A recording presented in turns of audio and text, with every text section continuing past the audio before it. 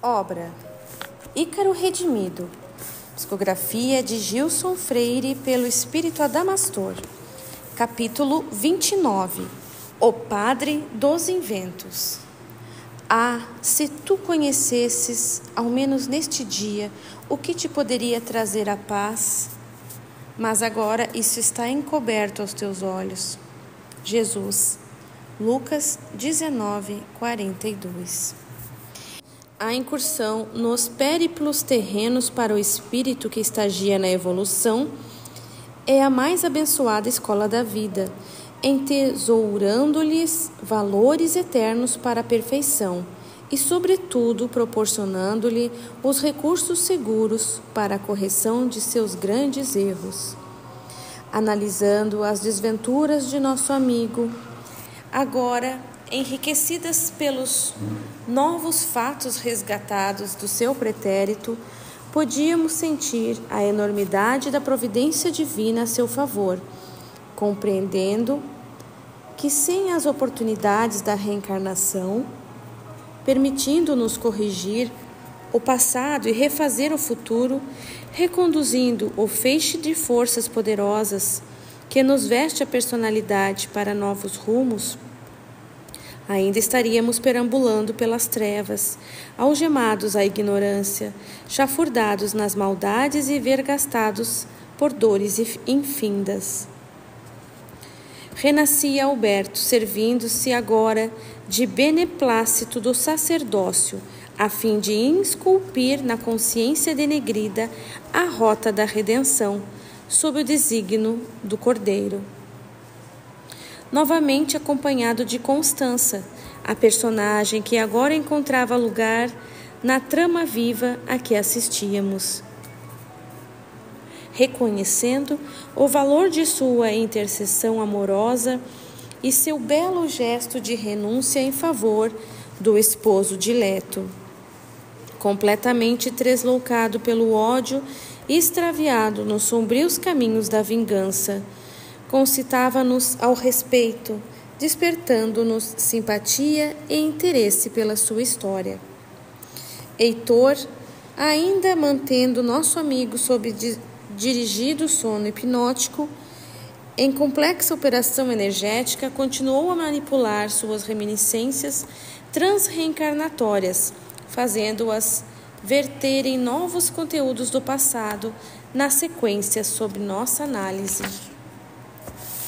Agora, nosso amigo aparecia nas feições de um sacerdote, de pé em um púlpito, diante de enorme público, e em atitude de respeitoso silêncio, denotava ansiedade para ouvir-lhe o sermão do dia.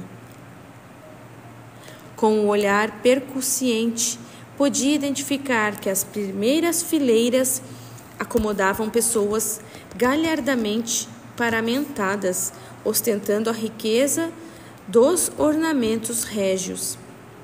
As fileiras seguintes guardavam numerosos nabados, enfeitados com espampanantes vestuários, adornados por bastas cabeleiras postiças, cacheadas de branco. Não havia dúvidas, estávamos perante uma fina aristocracia de ponteados da era barroca, esquecida de que o Mestre nos recomendou a simplicidade para as portas do reino de Deus se nos abram. Sua aparência nos afigurava as feições de um rapaz de singular formosura. Os cabelos longos e negros, partidos ao meio, emprestavam-lhe a mágica mistura da beleza helênica adornada pela masculinidade dos traços latinos. O queixo proeminente, denotando força de expressão, sustentava lábios estreitos e bem traçados, deixando entrever muito pouco do que fora o rude e barbado Zenon. Estávamos seguramente diante de uma bem proporcionada figura masculina, de porte altivo e belo, aparentando pouco mais de 20 anos. A larga destra apoiada no parapeito do púlpito, nos fazia, entretanto, recordar as agigantadas mãos do antigo armeiro. O conjunto, contudo, surpreendia-nos pela metamorfose a que fora submetido o portentoso senhor dos canhões, convertido agora em um preletor ciceroniano de expressão fina e elegante, moldado sem dúvida no recolhimento dos longos estudos catedráticos. Notando-nos o assombro, Heitor nos esclareceu. Apresento-lhes o padre Bartolomeu Lourenço de Gusmão. Ontem Zenon, hoje Alberto.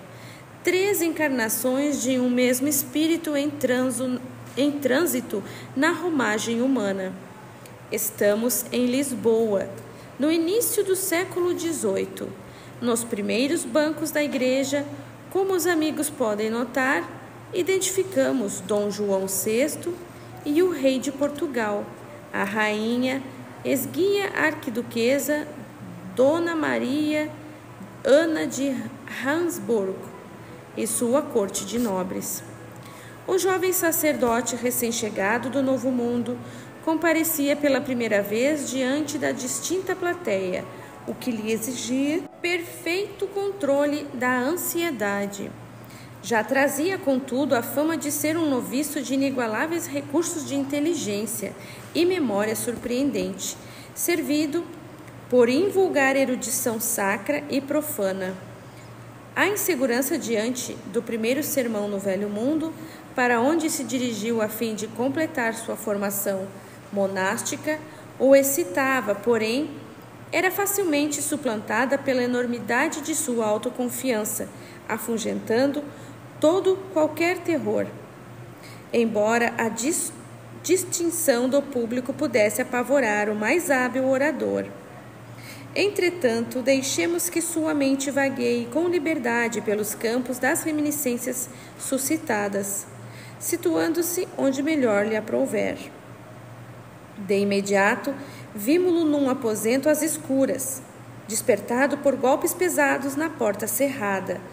Denotando assombro e medo, levantava-se apavorado, permanecendo silênea até que ouviu uma voz roufenha, alguém que proferia: Nossa Senhora Virgem Maria nos salve. Tratava-se sem dúvida de uma senha, pois imediatamente ele abriu a porta, identificando um emissário de confiança do rei, que lhe trazia urgente mensagem. Sua Majestade é o rei, que Deus o guarde, manda avisar a Vossa Senhoria ser preciso que parta imediatamente, pois o cardeal da Cunha já expediu ordem para prendê-lo logo pela manhã, levando-o sem demora ao Tribunal do Santo Ofício. Assustado, despedia o discreto mensageiro, despejando algumas moedas em sua mão. Embora imerso na escuridão quase completa, apanhou apuradamente como podia alguns pertences, preparando-se para a imediata retirada. Em uma pira ateou fogo a vários papéis e livros, saindo em seguida, ocultando-se sob o véu da noite que já avançava pela madrugada. E logo o víamos esgueirando-se por silenciosa e sombria rua de antiga cidade, acompanhado de outro homem, envolvidos em longas túnicas escuras. Heitor, compreendendo perfeitamente a cena evocada, aclarou-nos: Nosso amigo está em precipitada fuga, pois se acha ameaçado de morte diante de graves acusações. Vemos aqui como o espírito se fixa com maior ênfase nos instantes em que se vê vitimado pelos outros, tentando evadir-se da recordação dos próprios erros que lhe justificam a posição. Retornemos mais uma vez em nossa história, a fim de compreender o que se passa. Deixemos, porém, que ele nos acompanhe com a mente semi-desperta no presente, pois num relance já se deu conta de todo esse seu pretérito. Alberto, mostrando estar completamente ciente das cenas que lhe abundavam na memória, deixava-se arrebatar pela surpreendente rememoração que não lhe permitia a mínima dúvida estar de estar diante de inquestionável realidade vivida e não mero sonho. No mundo dos encarnados, tais recordações, arremetidas de passado tão distante, comparecem como imprecisas visões mentais, sugerindo tratar-se de meras fantasias, diferentemente do nosso plano, onde são vivas e reais. O nobre benfeitor, ainda a sustentar-lhe a fronte com a destra, prosseguiu.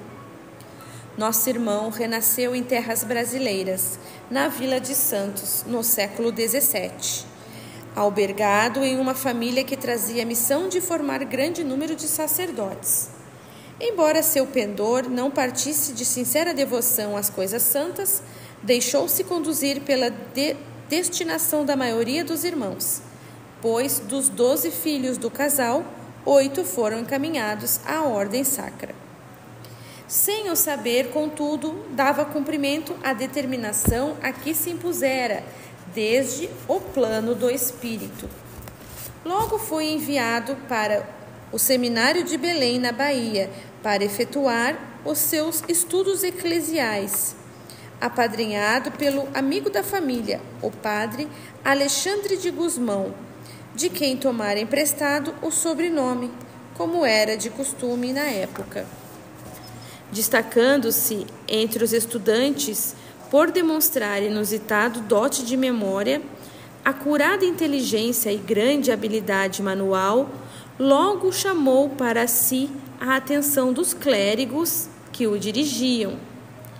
O seminário de Belém sofria com a falta de água, exigindo dos párocos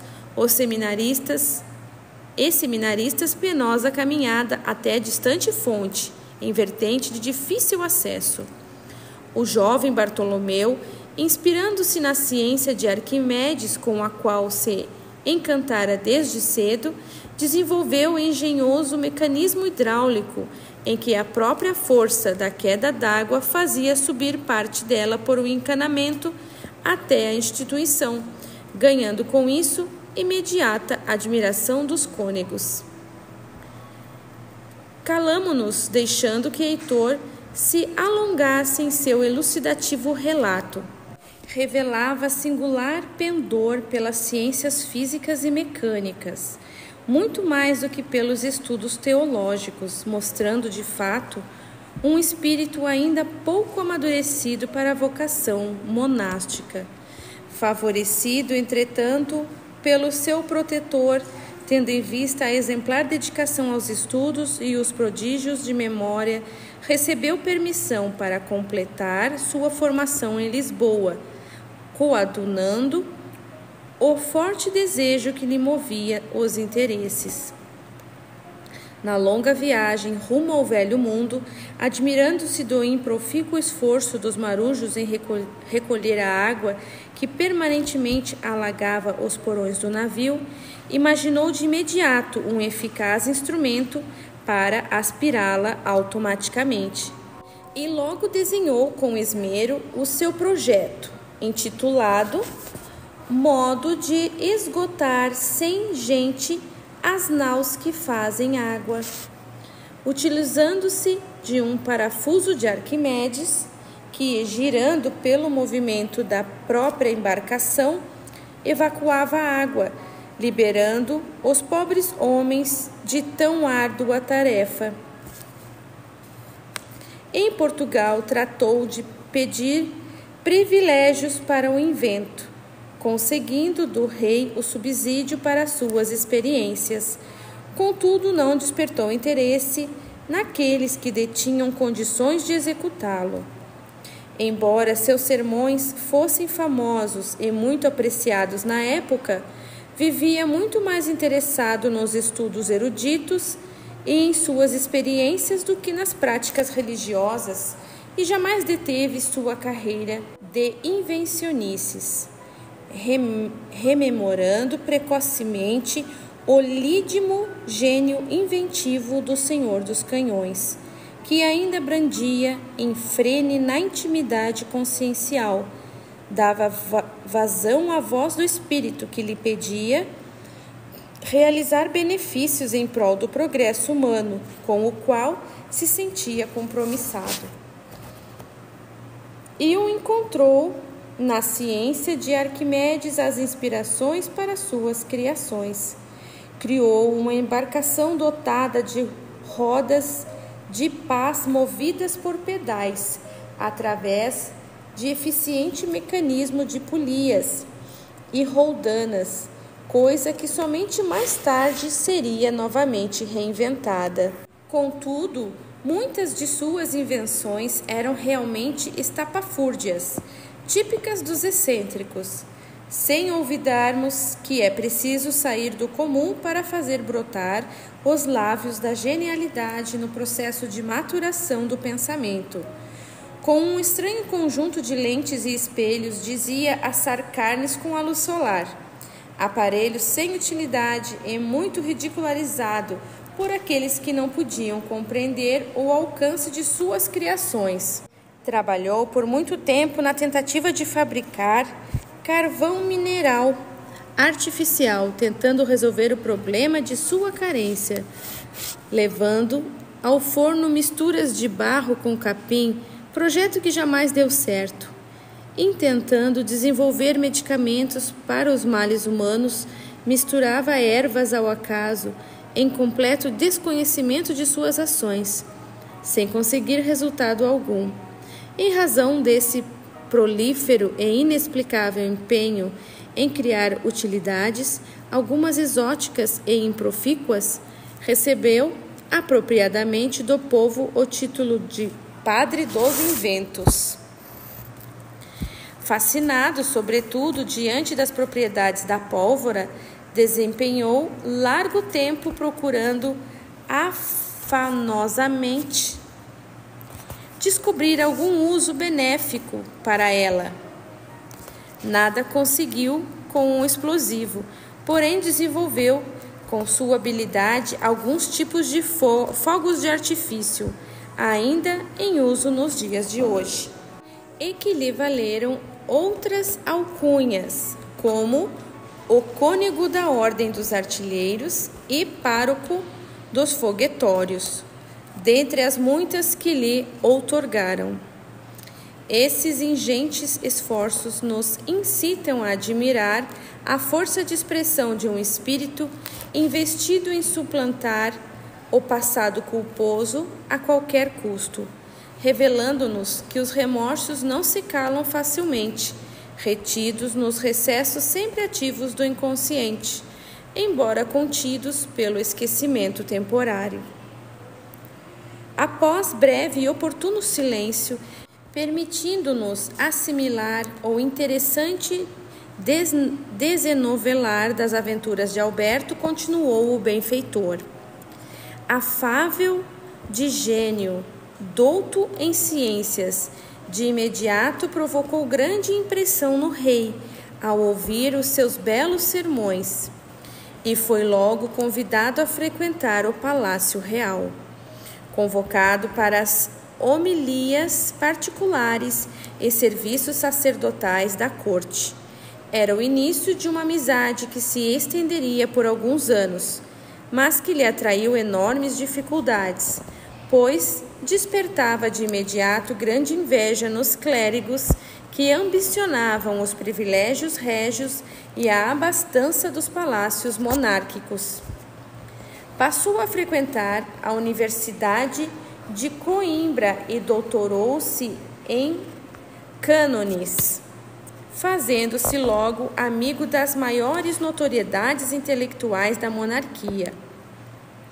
Por ordem do rei, que lhe passou a devotar grande estima e admiração, foi indicado para a Academia Real de História e nomeado fidalgo capelão da Casa Real, consolidando uma posição invejável, praticamente impossível de ser alcançada por um desconhecido filho de plebeus, oriundo de somenos colônia de Portugal.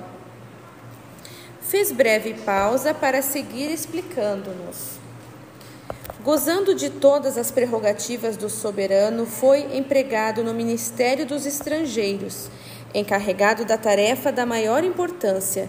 Era comum nas cortes europeias de então a violação das correspondências diplomáticas dirigidas aos seus representantes, a fim de que os governos pudessem se ajuizar das reais intenções dos outros estados.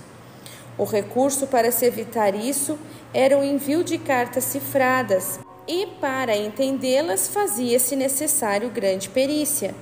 Afiando-se na inteligência de Gusmão, Dom João VI confiou-lhe esse espinhoso mister, e tão bem se saiu nele que não havia código que não decifrasse, prevenindo a coroa portuguesa dos negócios com as outras nações.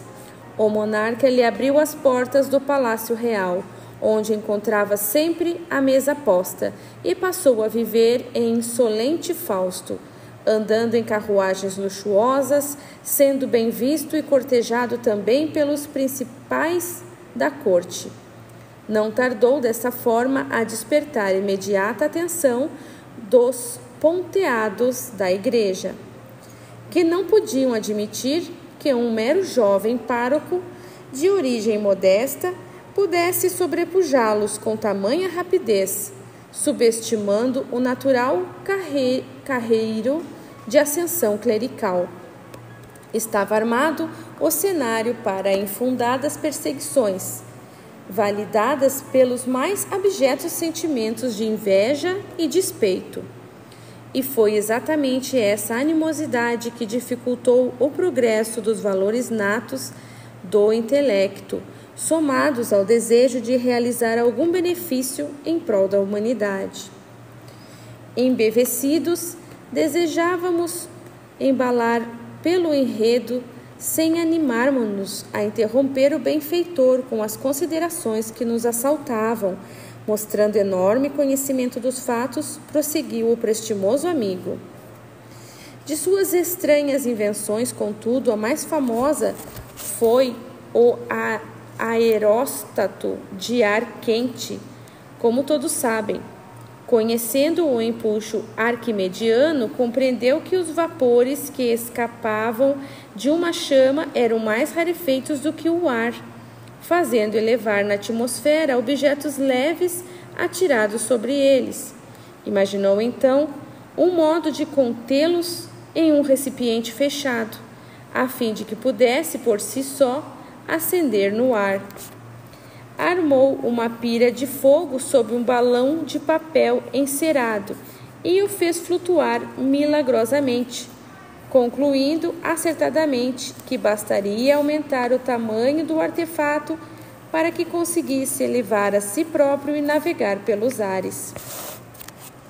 Surpreendido diante do que poderia ser a mais espetacular máquina do mundo, e depois de assegurar o seu sucesso nas experiências preliminares, tratou de pedir privilégios à coroa pelo aparelho que iria revolucionar a vida no planeta.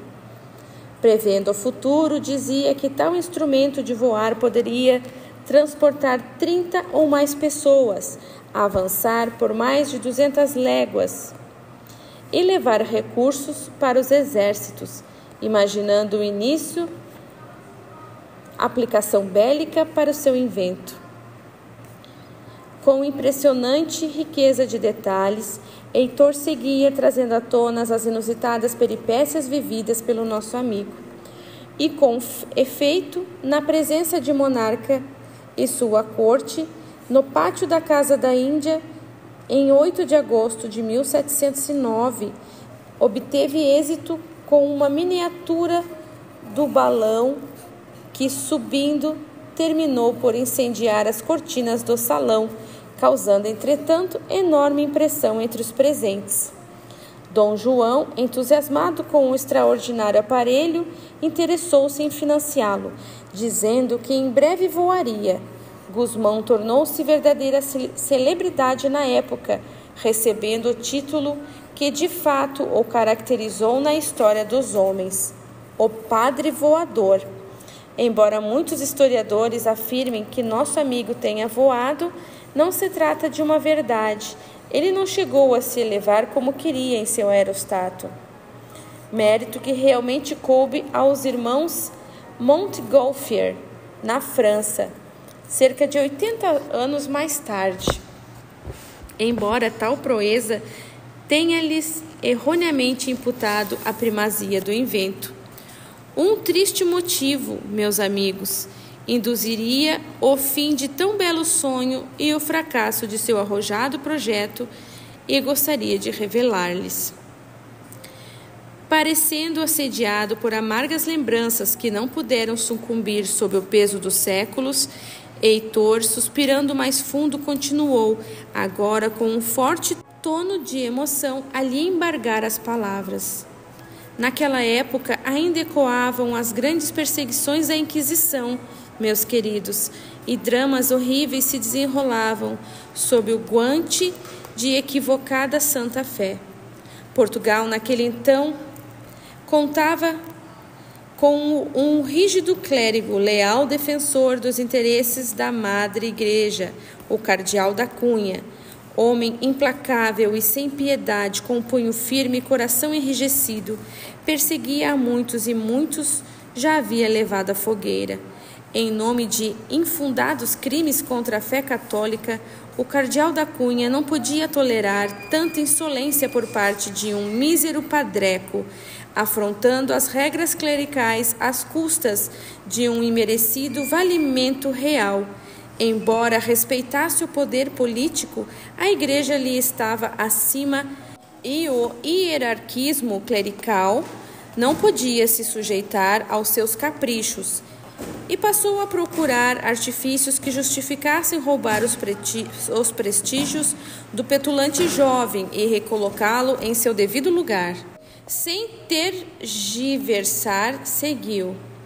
Ora, o cardeal trazia títulos que o sobrepunham ao voador, pois era o defensor geral do Conselho do Rei e do Real Despacho, o primeiro capelão do Estado e, sobretudo, era o inquisitor-mor do Tribunal do Santo Ofício em Portugal, detendo em mãos ilimitado poder, temido e respeitado pelos meios políticos e religiosos de então.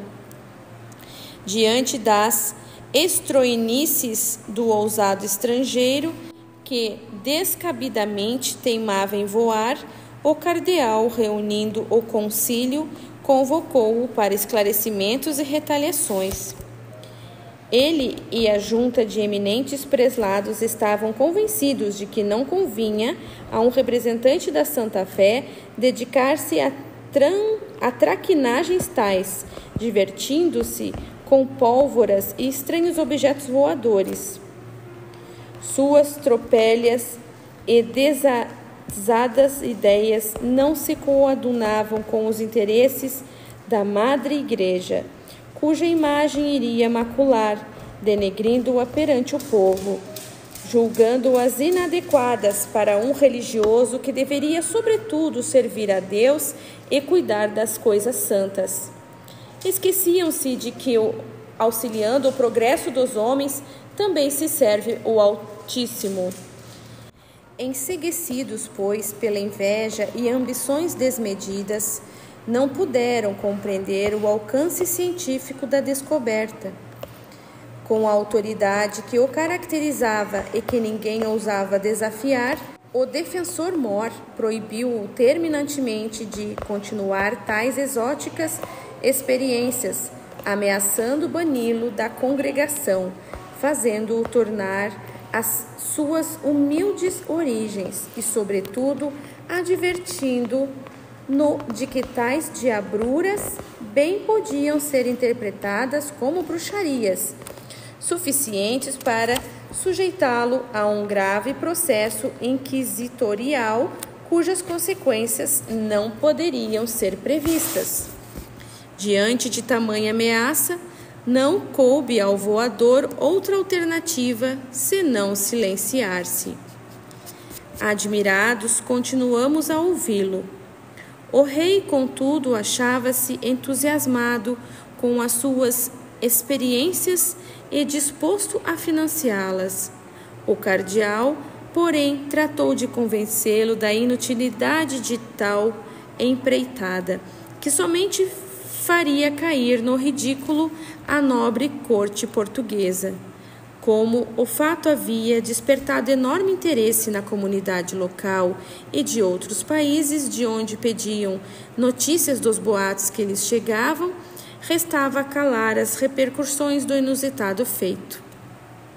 Decidiu, então, o imprevidente cardeal, em nome dos interesses da Madre Igreja, que uma falsa e absurda estampa seria mostrada para que todos se dessem conta da impropriedade de tal contingência, encerrando definitivamente o episódio.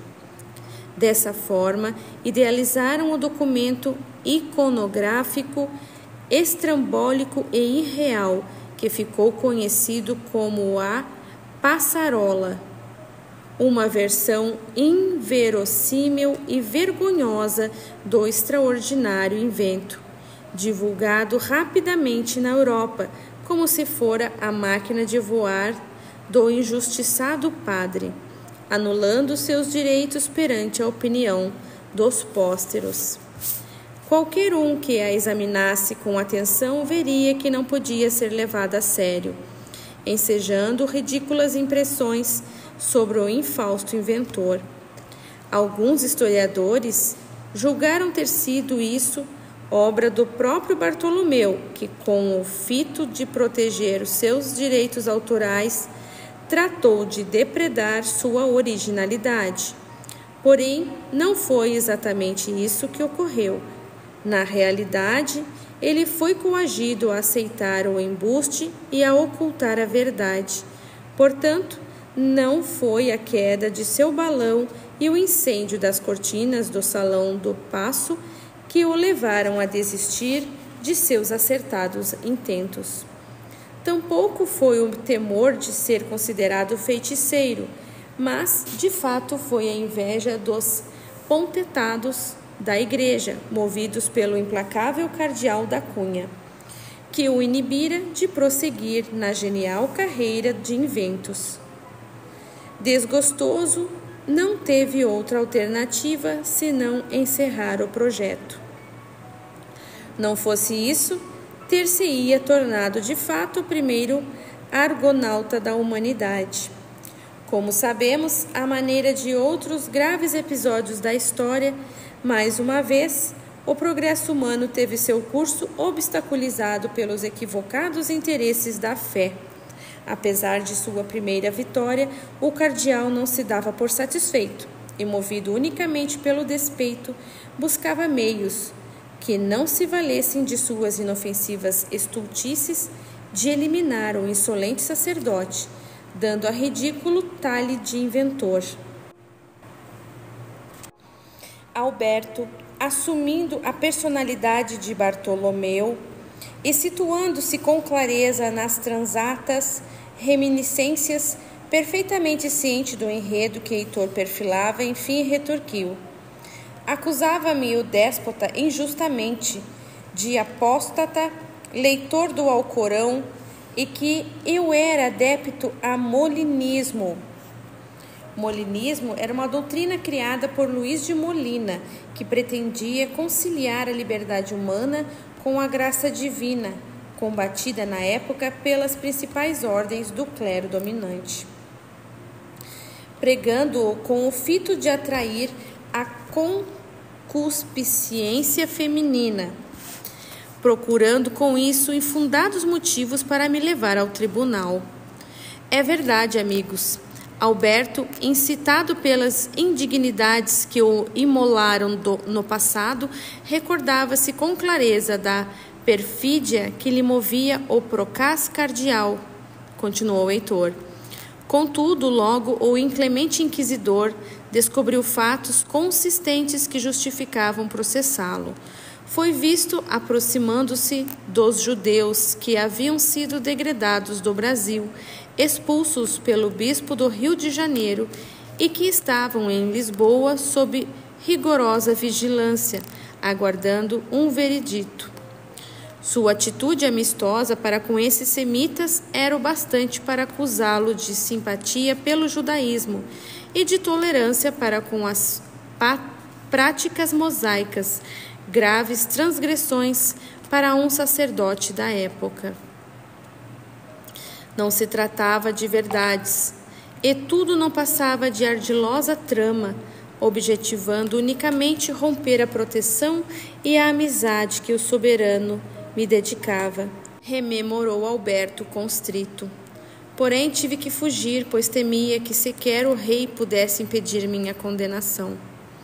Ninguém era louco bastante para enfrentar a autoridade do cardeal no terrível tribunal da Inquisição, quando então, investido do poder temporal, sobrepujava o domínio rígio.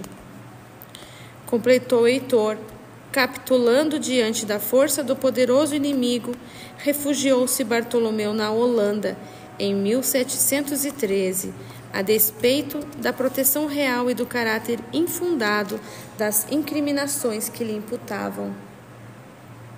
Expressando condolência nas palavras e convidando-nos à análise das ações e reações que movem o espírito imortal no campo da evolução, reverberando motivações para dores e ajustes na escola da vida, prosseguiu Heitor.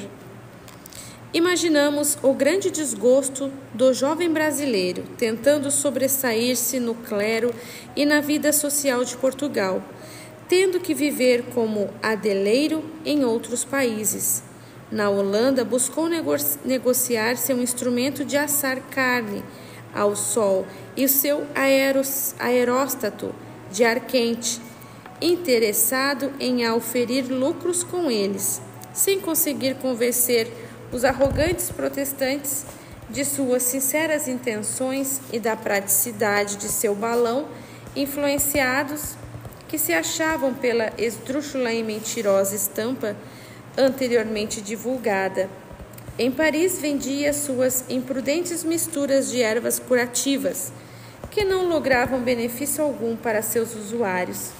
Sempre atento, o implacável cardeal seguia-o em outros países, requisitando notícias aos cônegos locais. Queria saber se havia ele se casado ou circuncidado, interessado que se achava em arrebanhar fatos que o incriminassem de modo definitivo. Atônitos, seguíamos o impressionante relato, perguntando-nos se porventura Heitor não faria parte daqueles cenários, em decorrência da precisão dos detalhes com que os entretecia, tonalizando-os de uma indubitável veracidade. Alberto, o protagonista, silenciava-se, deixando que as emoções lhe aflorassem em forma de lágrimas ardentes. Os olhos vagantes denotavam que acompanhava o enredo, vivenciando nas paisagens imorredoras da alma, exumando inenarráveis sensações, sem denotar fastio pelo longo enredo. Continuou Heitor, dedilhando com maestria as páginas do livro da vida. Dom João VI, inconformado, passou a maquinar ardilosas negociações para trazer de volta o estimado sacerdote, cuja companhia não podia dispensar, e não tardou para obter êxito, subornando poderosos chefes da igreja capazes de imporem ao defensor mor, envenenando-o de profuso ódio por ver sua autoridade sobrepujada por interesses superiores. Afinal, pensava o monarca, todos já haviam olvidado dos malogros do voador, cujas peraltices a maioria julgava inofensivas. Devo confessar, meus amigos, havia outros motivos para que Sua Alteza me mantivesse em sua presença, declarou Alberto constrangido, agrilhoado pelas faltas do passado. Com efeito, você já se deu conta dos fatos. Relate-os você mesmo aos nossos amigos, induziu Heitor. Infelizmente, não posso negar a verdade. Dom João não podia dispensar-me, por ser eu o comparsa de suas aventuras libidinosas. Sendo seu confessor particular e ouvindo suas insistentes revelações de infidelidades, reconheci sua insopitável volúpia sexual, terminando por envolver-me com suas libertinagens. Queria angariar a todo custo seu apreço irrestrito e fazer valer a sua proteção, a qual julgava necessária às minhas ambições e vaidades. Dessa forma, barganhava com ele estima por prazeres da sexualidade desenfreada, servindo-lhe as ocultas amantes arrebanhadas dos conventos. Tratava de convencê-las das vantagens do conúbio real, recompensando-as com prestígios e valias ilícitas. Eram fatos graves e estes realmente justificavam sua condenação à fogueira, completou Heitor, com o único propósito de nos enriquecer os ensinamentos. O impudico monarca já tinha fama de obsceno e libertino, mas o clero não sabia que um de seus membros estava mancomunado com suas abjetas orgias. Isso explicava por que Bartolomeu gozava de tanta intimidade com o rei e este lhe conferia tantos e injustificados benefícios. Deu-lhe foro de fidalgo e o mantinha às expensas do Palácio Real, chegando mesmo a conceder-lhe os incabíveis rendimentos vitalícios das minas de Vila Rica, extremamente vultuosos da época. Reconheço que não tive a coragem de cercear-me ao celibato, e diante das facilidades que se me apresentavam, capitulei ainda aos prazeres do sexo desenfreado. As religiosas, por serem mulheres proibidas, exerciam sobre o devasso monarca especial atração, explicou Heitor. Servindo-se das portas sempre abertas no palácio e simulando sermões particulares de longas penitências, Bartolomeu conduzia freiras e noviças para participar, na verdade, de nefandos banquetes carnais. E tamanho opróbrio não poderia andar às ocultas por muito tempo, pois os serviçais do palácio logo se deram conta do fato, espalhando boataria que frequentava os mexericos da comunidade, chegando aos ouvidos das autoridades eclesiais. O recato das esposas do Senhor não deveria ser desrespeitado, e tal afronta não podia ser tolerada numa época em que se apregoava tão falso moralismo.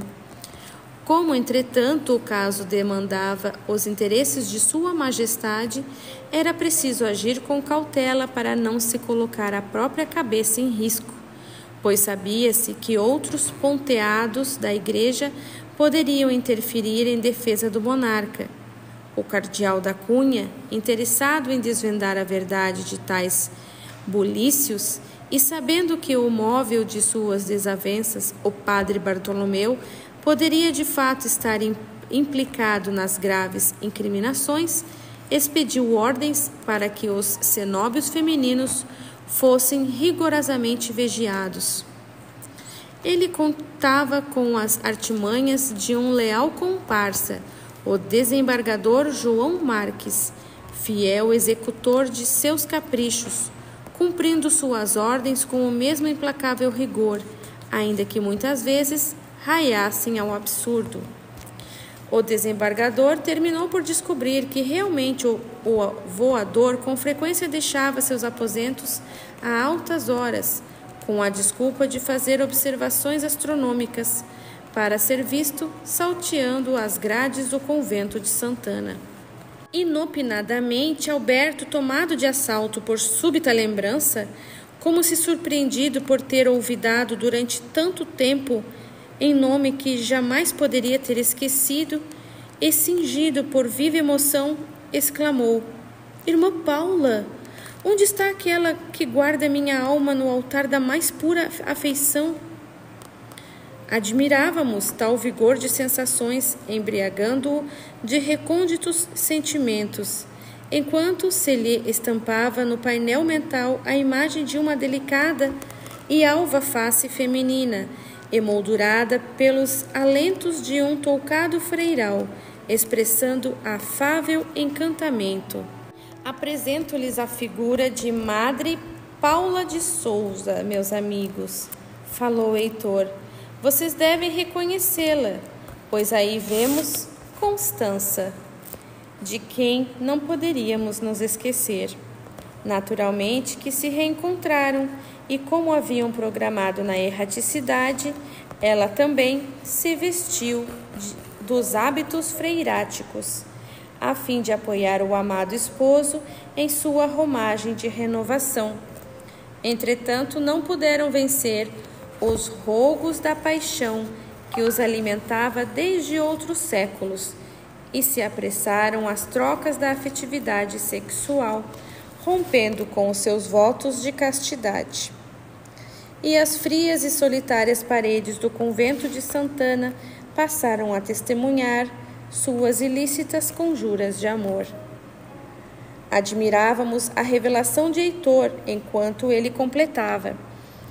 Como 3 das irmãs de sua amada eram também freiras, Bartolomeu tratou de aproximá-las de Dom João, com a intenção de facilitar seus encontros.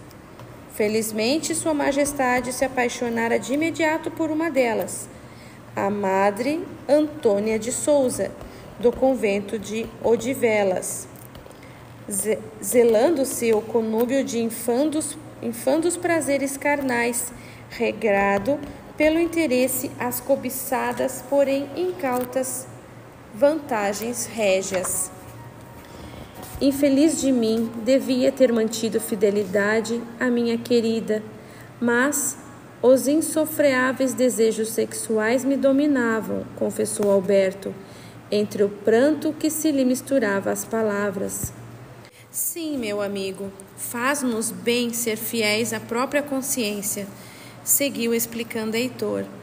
Você não somente mantinha encontros amorosos nas penumbras das abadias, mas a lascívia desregrada, exercida às ocultas nos luxuriosos aposentos reais, assenhoreou-se de seus mais nobres ideais e o fez prisioneiro dos vícios do sexo, dissociando-o da salutar vivência conventual que deveria nutrir-lhe a tão almejada reforma espiritual.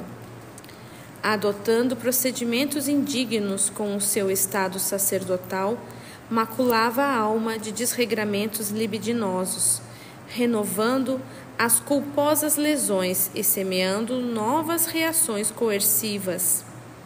Motivado pelos insanos desejos carnais, envolvia-se não somente com noviças e dominicanas, mas com esposas probas que, diante de seus assédios sexuais irresistíveis, desfaziam os votos de lealdade matrimonial, cedendo aos seus apetites insopitáveis, acobertados pelo manto sacerdotal. E ainda mediante a prática do sexo irresponsável, ele terminou por trair a confiança de um amigo, seduzindo-lhe a esposa. Como veio a enterar-se mais tarde, o marido traído deu-se conta do triste incidente, perturbando-se imensamente a felicidade do casal. Como não nos animamos a interferir, Heitor concluiu pesaroso. Esses foram os novos dramas semeados no campo da vida pelo nosso imprevidente Alberto, distante ainda da ciência do espírito, não obstante das sacrossantas promessas de renovação proferidas ao partir para a jornada terrena. Diante de tanto abuso e tamanha irresponsabilidade, alvitando as potências sagradas da alma e sem conhecer os seus graves riscos, evidente que as forças da vida reagiriam em vigor na tentativa de coibir seus desmandos, resguardando-o de males ainda maiores na semeadura dos destinos futuros. E com efeito, um fato logo viria a deter sua carreira de obscenidades e irrisórios prazeres, para a sorte do cardeal que o espreitava, aguardando o melhor momento para desferir-lhe o golpe certeiro. Recordo-me perfeitamente, completou Alberto, fortemente emocionado. Sua Majestade, sentindo-se vivamente atraído pelas criaturas mouras que lhe trabalhavam no convento de Odivelas, recomendou-me que as trouxesse, a fim de servir-lhes aos ocultos desejos. Como não era conveniente levá-las às escondidas ao Palácio Real, achei por bem utilizar a casa da Bica. Não podia imaginar que o fato traria tão drásticas consequências.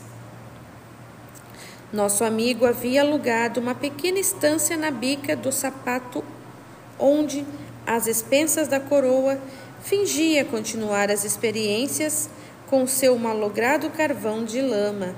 Seguiu elucidando o benfeitor. Empreitada que despertava as piores impressões, pois, na verdade, como os muitos desconfiavam, ele fazia do lugar um infame latíbulo de fornicações. A visita de Sua Alteza ao distante sítio, embora feita na maior discrição possível, com a desculpa de andar vistoriando os progressos do inventor, fez levantar suspeita nas irmãs Sousa, pois, por ordem real, as serviçais foram convocadas para tarefas domésticas no local. Perspicazes, elas já haviam notado que a volúpia manava dos olhos do rei, admirando as atraentes trigueiras, e foram até lá para se inteirar do que ocorria. Estava armado o escândalo que não pôde se conter nos limites dos conventos.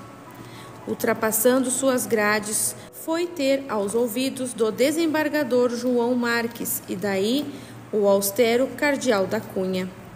Enciumadas, extremamente ofendidas por se verem suplantadas pelas indignas criadas e mesmo temendo as graves consequências do fato, as irmãs Sousas terminaram por confessar a violação dos votos de castidade, delatando ao cardeal toda a artimanha do padre e a sua parceria de concupiscência com o lúbrico monarca, mesmo porque o inquisidor possuía a arte de fazer falar qualquer um que quisesse.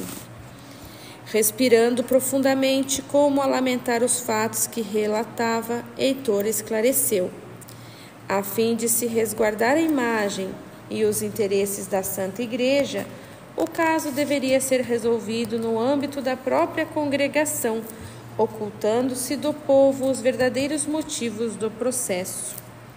O envolvimento de Sua Majestade não poderia tampouco ser ressaltado, pois o choque de interesses entre o Estado e a Igreja não era de modo algum conveniente à Santa Fé.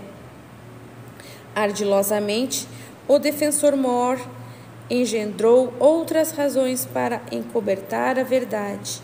O voador iria à fogueira sob acusação de práticas demoníacas e embruxamento do rei, induzindo-o à degradação dos valores morais, com o fito de lhe explorar valimento indevido e luxuriantes privilégios. Para as transgressões de Sua Alteza não havia mandato nem magistrado para o juízo, e este seria apenas informado do caso, recorrendo-se à autoridade papal, se porventura ele viesse a se opor às decisões. Como Dom João se encontrasse bastante envergonhado do ocorrido, diante do imenso escândalo das irmãs Sousa, deixou-se silenciar, tratando apenas de avisar o fiel comparsa sem demora. E sem se deter, ainda nos contou. No dia seguinte, todos os envolvidos foram levados ao cárcere do Santo Ofício, exceto o transviado padre. Às altas horas da noite anterior, um mensageiro de confiança do rei batia às portas de seus aposentos. Como os amigos certamente se recordam, eis, enfim, o que motivou a sua precipitada fuga na companhia de seu irmão mais novo, o frade carmelita João Álvares, pois, quando o réu escapava, era uma prerrogativa lícita da Inquisição aplicar a mesma pena ao seu parente mais próximo. Os soldados encontraram numa pira de cinzas os restos de todos os seus papéis queimados, desenhos e projetos valiosos que poderiam ter servido ao progresso humano, convencendo a história da genialidade de seus inventos.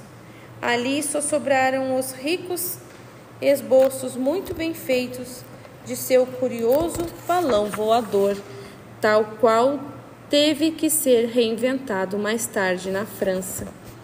E ali, um dos homens de confiança do cardeal colocava sorrateiramente, segundo ordens, um alcorão aberto e anotado, para que se prestasse como mais uma prova de heresia contra o malfadado pároco. Nosso Ícaro, alçado na tamanha altura, graças ao fulgor de inímodo talento, infelizmente desacompanhado de elevação moral, sofria a queda de seu pretensioso voo pela primeira vez, pelas tramas do sexo e em decorrência da igreja daqueles que não toleraram seus privilégios e sua pujança na sociedade de então. Alberto, estampando na face a vergonha, chorava como uma criança arrependida, novamente surpreendido por outros graves delitos do passado. A vexação sobrepunha-se-lhe à indignação, pois certamente sua dor era acrescida do remorso por haver imposto tão grandes dissabores à sua fiel companheira, que lhe acompanhara na renúncia sacerdotal apenas para auxiliá-lo na reforma dos aguerridos instintos. Mais uma vez, o apóstata se lhe escapava das férreas mãos. Prosseguiu o benfeitor. Porém, o cardeal, enceguecido pelo ódio e incontido desejo de vingança, mantinha a irmã Paula na clausura, pois temia que ela fugisse para se encontrar com o amado. A madre Antônia impôs pesadas penitências em 3 anos de clausura e as mouras foram expedidas para serviços em outras comarcas. Novamente, contudo, a sorte parecia bafejar suas errôneas intenções. Decorridos 2 meses, o fugitivo enviou sentida missiva à sua amada, através de mensageiro de confiança do rei. O intrépido inquisidor, porém, tinha meios de interceptá-la, inteirando-se dos fatos. Recordo-me, explicou Alberto, admirado de suas nítidas e amargas lembranças. Eu lhe reafirmava meu amor e lhe rogava perdão, pedindo-lhe que aguardasse com paciência até que os eventos se acalmassem e Dom João pudesse interditar em nosso favor, afastando o indesejado cardeal que tão duramente nos castigava. Para grande irritação do defensor, o infeliz, entretanto, não deixava traços de seu paradeiro e a carta lhe chegava por uma serva, amando do Palácio Real, que seguramente desconhecia sua direção. Seria inútil impor a sua arte de torturas à inocente criatura, continuou Heitor, ressumando pesar nos olhos.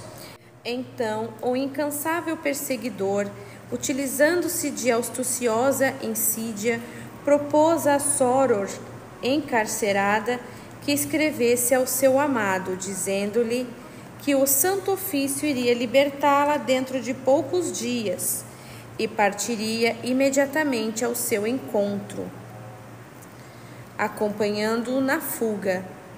Ela iria de fato, contudo, deveria comprometer-se a colocar em sua comida um pó que o faria dormir, a fim de que fosse facilmente preso pelos soldados. Feito isso, ambos seriam julgados e banidos da congregação, mas somente lhes seria imposta a pena do degredo em terras brasileiras e não a fogueira. Distantes dos tumultos que ambos semearam, essa seria a única forma de encontrarem a almejada felicidade. Empenhando sua palavra em nome do sagrado, comprometia-se a cumprir a promessa, custasse o que fosse. A pobre irmã, temendo a masmorra ou coisa pior, e motivada ainda pela imensa mágoa que lhe constrangia a alma ferida, aceitou a proposta, tratando de enviar um mentiroso alvitre. Sabia ela ainda que Sua Alteza caíra enfermo de grave melancolia, recolhendo-se aos seus aposentos, de onde não desejava mais sair. Certamente, por se ver cerceado das libertinagens, uma vez que lhe tomaram o ministro de prazeres fáceis e humilhado, teve sua autoridade sobrepujada pelos interesses do Santo Ofício, sem que pudesse contestar.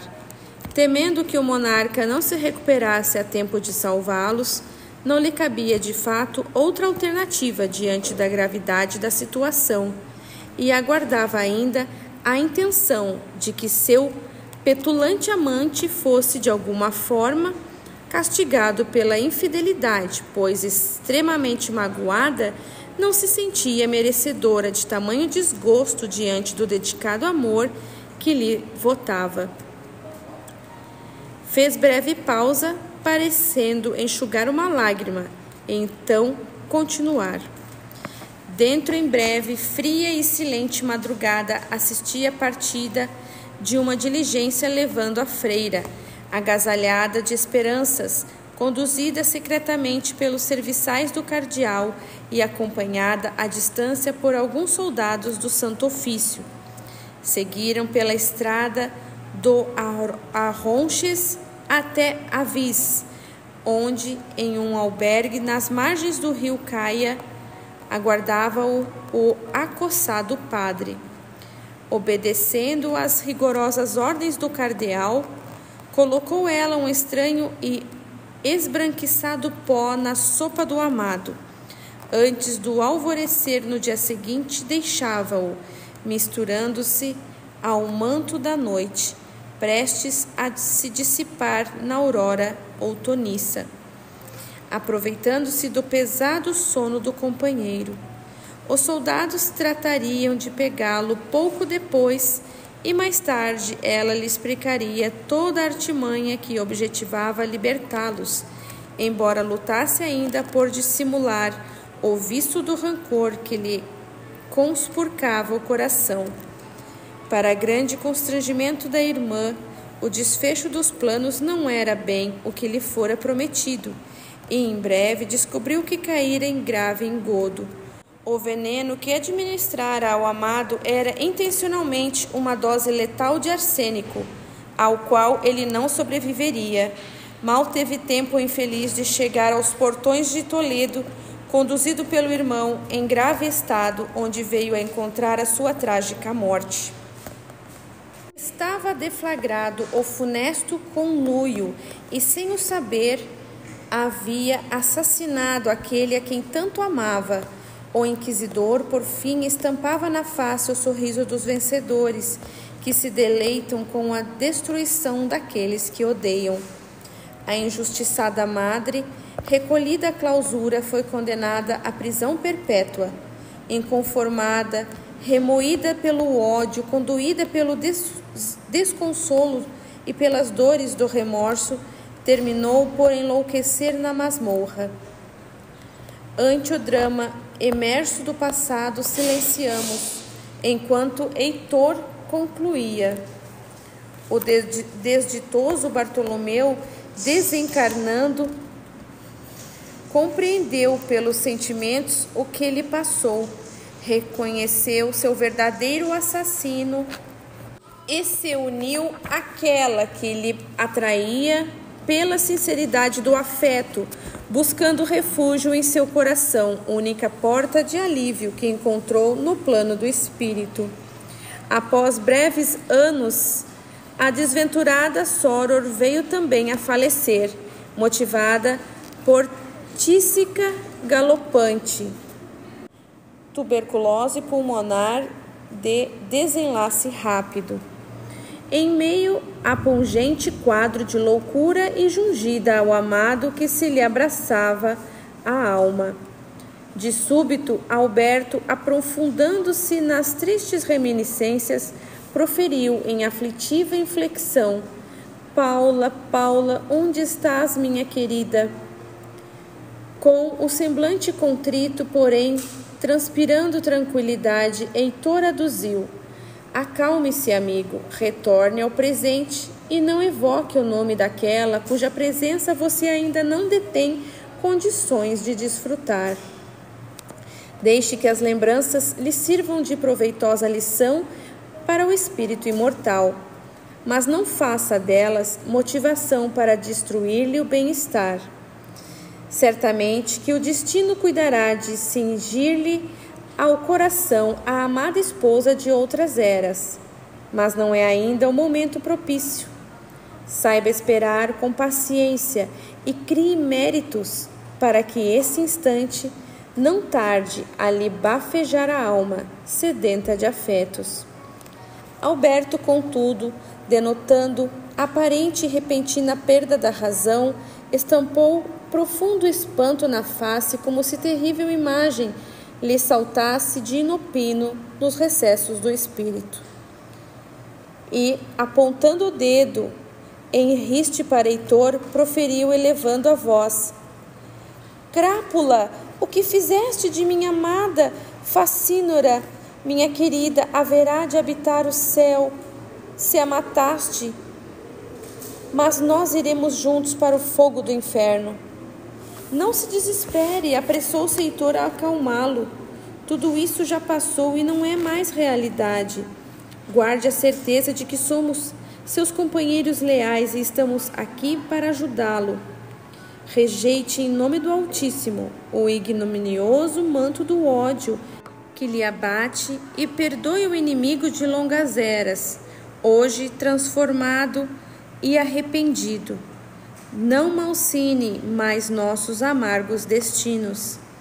Transmutemos o rancor em verdadeiro amor. Assustado, porém, agarrou-se às minhas mãos e, contorcendo-se em desespero, o azoinado amigo, diante de inusitada crise alucinatória emersa do passado, suplicou-me em prantos: o assassino me ameaça e irá matar-me também, socorre-me por Deus. Nosso companheiro, com justa razão, sente-se intimidado nesta hora de recordações amargas. Tratemos de tirá-lo do transe doloroso antes que desorganize ainda mais o seu mundo emocional. Solicitou Heitor, suspirando profundamente, enquanto manipulávamos as energias psicomagnéticas a fim de deter suas vivências acerbas, fazendo-o adormecer. O insigne benfeitor, deixando que pesadas lágrimas lhe vertessem dos olhos, com o semblante submisso e consternado, enfim revelou-nos: Irmãos, sinto decepcioná-los, mas é forçoso que vocês saibam. Sou eu a quem ele teme neste momento, pois vocês estão diante do antigo inquisidor-mor do Santo Ofício de Portugal, o cardeal Nuno da Cunha. Perante a inesperada revelação, admirávamos a expressão de humildade do digno ceareiro, deixando-nos entrever fatos sobremodo dolorosos ao seu passado, não se intimidando diante do nosso juízo que poderia denegrir-lhe a imagem. As grandes almas não mascaram a verdade e detêm a coragem suficiente para se diminuírem perante a opinião alheia, quando assim a realidade se lhes apresenta. Os altaneiros distorcem fatos e se escondem em hipocrisias apenas para se afigurar mais do que representam aos olhos dos outros. Alberto finalmente entrava em sono profundo. Pelo que antevimos, ele ainda trazia significativos resquícios de ódio de longa data a serem enxotados da intimidade consciencial. Daí a necessidade de revivenciar o transe doloroso, a fim de superá-lo definitivamente, pois a alma, para assumir o domínio da angelitude rumo à perfeição, não deve conter a mínima nódoa de inferioridade. deixamo-lo recolhido aos refolhos dos próprios sonhos, para se refazer diante das intensas paixões afloradas em desalinho, ameaçando desestabilizar-lhe o íntimo.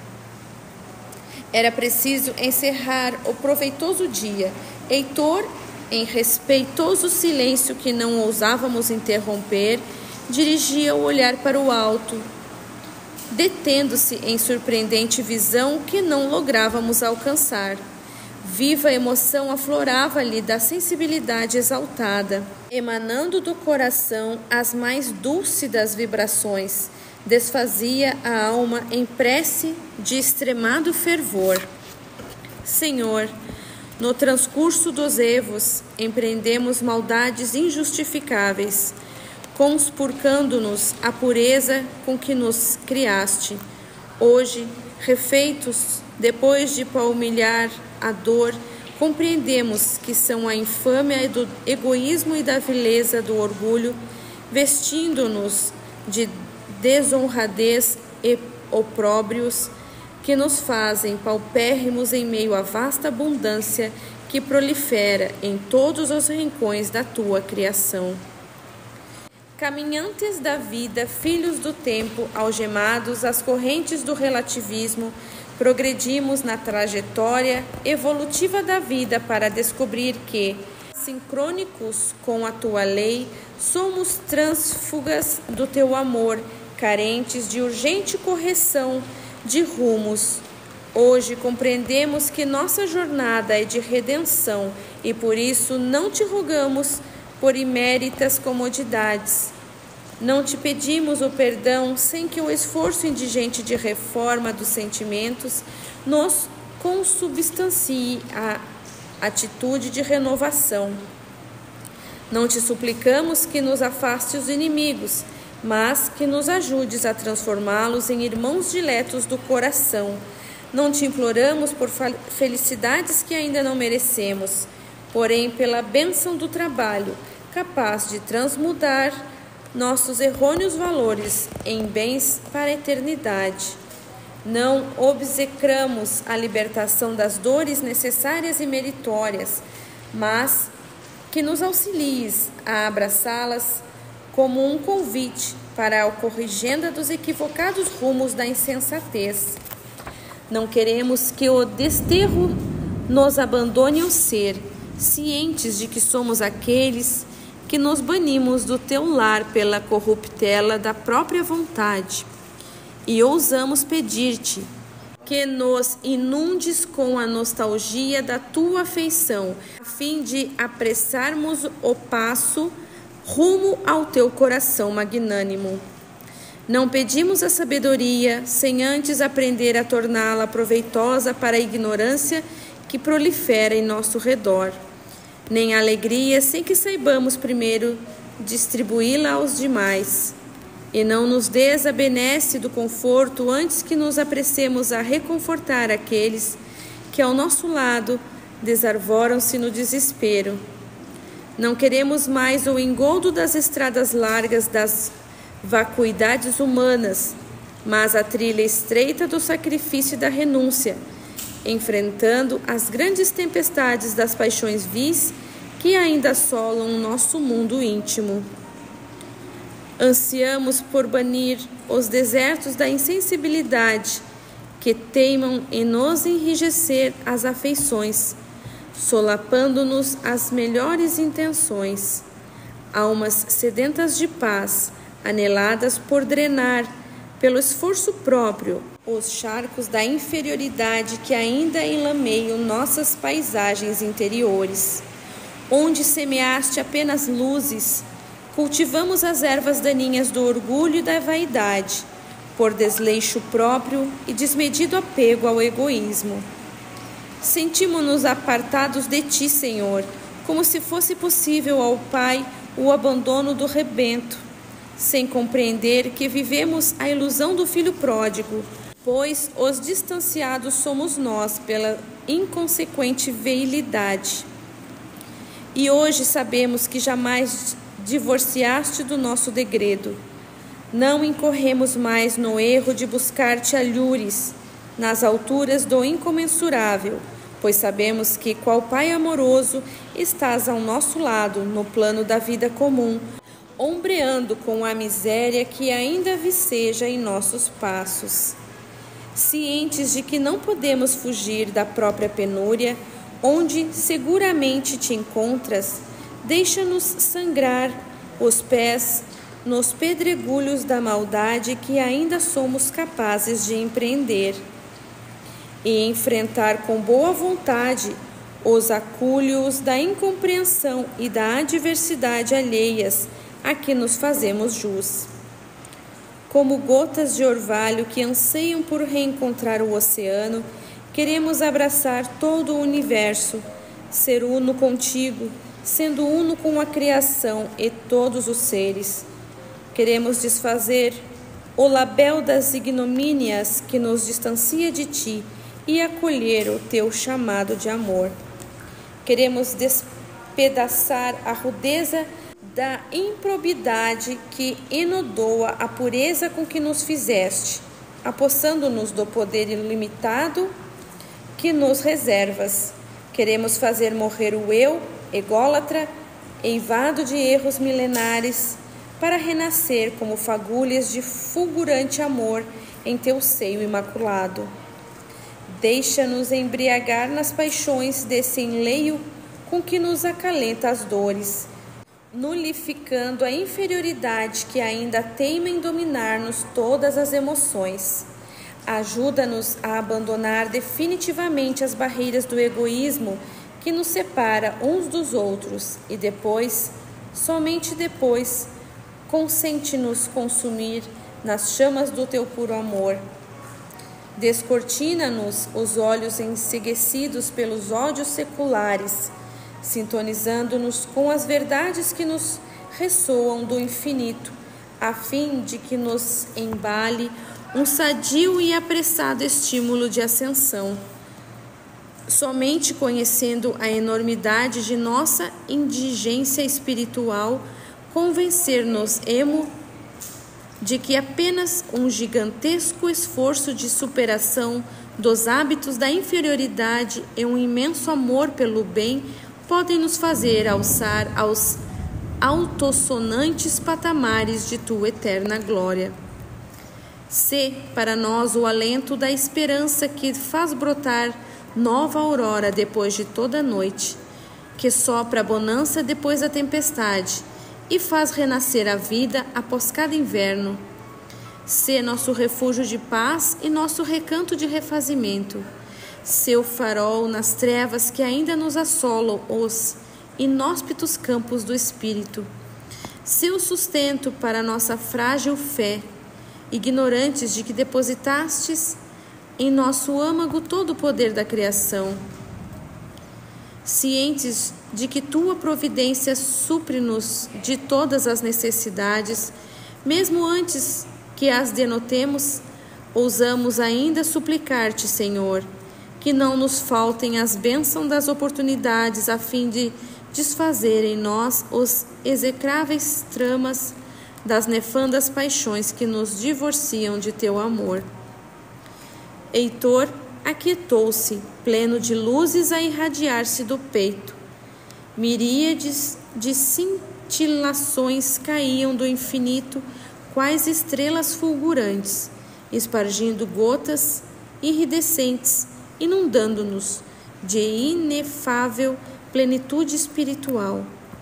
Extasiados diante das emanações que nos abrilhantavam a alma, despedimo-nos para reencontro em breve, sem que as últimas ocorrências desfizessem em nós os sentimentos sublimes que nos irmanavam.